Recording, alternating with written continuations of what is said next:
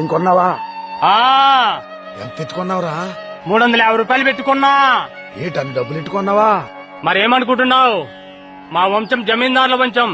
ఈ సైకిల్ నేను దొక్కుతాను, నా కొడుకు దొక్కుతాడు, నా మనవుళ్ళు దొక్కుతారు.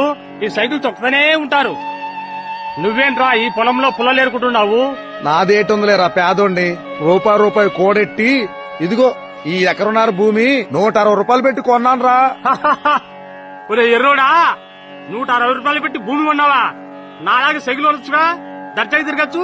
నాకెందుకులేరా సైకిల్?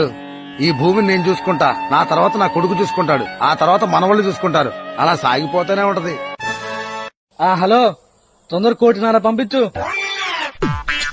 ఏంట్రా కోటి గురించి మాట్లాడుతున్నావు?